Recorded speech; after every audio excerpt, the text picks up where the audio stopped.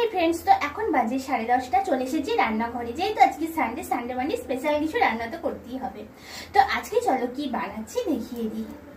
কিন্তু একটা ডিম ভেজে নিয়েছি, 3টে ডিম সিদ্ধ করে নিয়েছি। ডিমটা করব আলু পেঁয়াজ টমেটো দিয়ে ঝোল। তো এটা হবে তোমাদের দাদা ভাইয়ের জন্য আর হবে বাবার জন্য। আর এখানে কিন্তু আমাদের মাটন এনে ধুয়ে ম্যারিনেট করে রেখে দিয়েছি, মাটনটা পরে করব। চলো একদম রান্না বান্না করে তো ফুরে দেখা হচ্ছে। তো ফ্রেন্ডস, ওখানে কিন্তু আমি রান্না বসিয়ে দিয়ে চলে এসেছি তোমার দাদাভাইকে খেতে দিতে। ও সবাই টোটো নিয়ে এলো। তো চলো ওকে কি খেতে দিচ্ছি তোমাদেরকে দেখিয়ে দিই। এখানে কিন্তু লুচি দেখো, লুচিটা কিন্তু আজকের না কালকের মা করে পাঠিয়েছিল। আরও এই কৌটোটা মানে এরকম কৌটো, বড় কৌটো 2 কৌটো দিয়েছিল। আর এখানে করেছিল ভিতরে ডিম আর আলু সিদ্ধ করে ভিতরে মানে লুচির ভিতরে পুরটা দিয়ে করেছে। এটাও 1 কৌটো ছিল, কালকে শেষ হয়ে গেছে।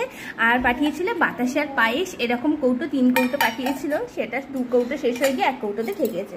তো চলো তোমাদের দাদাভাইকে খেতে দিয়ে দিই। আর তার সাথে সাথে কিন্তু এখন আমিও খাবো।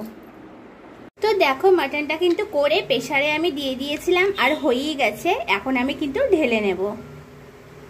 তো এখানে কিন্তু আমি গামলাতে ঢেলে নিয়েছি। তো চলো একদম খাবার সময় দেখা হচ্ছে। তো চলো এই সবে স্নান করে এলাম, রান্না বান্না সব হয়ে গেছে। তো যেহেতু বিকালবেলা যাবো পার্লারে, তার জন্য চুলে করেছি শ্যাম্পু। যেহেতু পুজোর আগে তো করতেই হয়, আর পার্লারে যেতেও হয়, চুল কাটতেও হয়।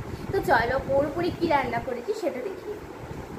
হচ্ছে তোমাদের দাদা ভাইয়ের জন্য আর বাবার জন্য ডিম দিয়ে আলু দিয়ে তরকারি। ডিম ভেজে করেছি 2টো, আর ডিম সিদ্ধ করে করেছি। যেহেতু মাটন বা চিকেন কোনোটাই খায় না। এখানে হচ্ছে ডাঁটা দিয়ে আলু দিয়ে সর্ষে পোস্ত দিয়ে তরকারি। আর এখানে হয়েছে মাটন। তো আর এখানে হয়েছে পাঁপড় ভাজা। যেহেতু বাবা পাঁপড় ভাজাটা ভালোবাসে, তো পাঁপড় ভাজাটা তাই জন্য করে রেখে দিই এক ডিপে। তো ব্যাস এই আজকে রান্না।